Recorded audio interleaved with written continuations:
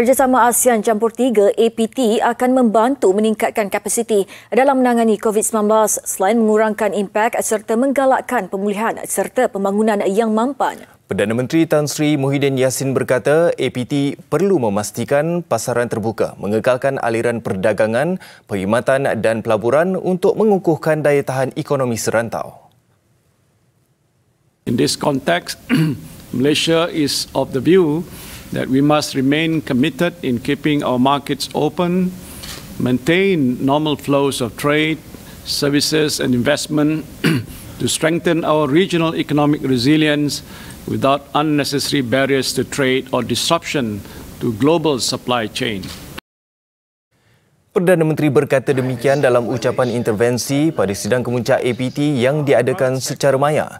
Sidang kemuncak itu dipengerusikan Perdana Menteri Vietnam Nguyen Xuan Phuc yang juga pengerusi ASEAN 2020. Kerjasama APT terdiri negara anggota ASEAN dan negara-negara campur tiga iaitu China, Jepun dan Korea Selatan dibentuk ketika krisis kewangan Asia 1997. Bagi mengurangkan impak ekonomi, Tan Sri Muhyiddin Yassin berkata Malaysia berharap pemeteraian dan pelaksanaan Perjanjian Perkongsian Ekonomi Komprehensif Serantau (RCEP) esok akan memberi petunjuk penting mengenai kepentingan mengukuhkan integrasi ekonomi serantau dan seterusnya memacu pertumbuhan ekonomi di rantau ini. Kerjasama dan kepakaran Australia dalam mendepani pandemik COVID-19 dalam pada itu dilihat amat signifikan untuk negara ASEAN khususnya dalam aspek penyelidikan dan pembangunan. Perdana Menteri Tan Sri Muhyiddin Yassin berkata ASEAN mengalu-alukan perkongsian pengetahuan serta teknologi inovatif dan kerjasama aktif dari aspek kesihatan awam.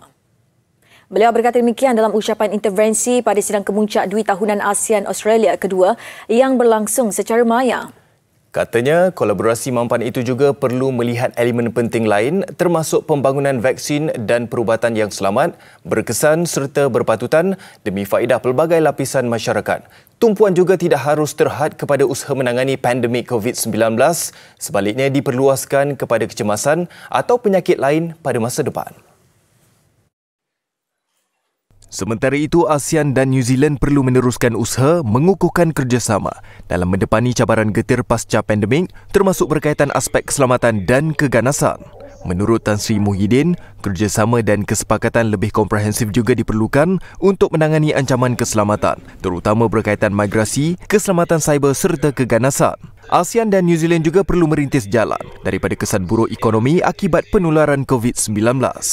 Beliau berkata demikian pada sidang kemuncak ASEAN New Zealand secara maya.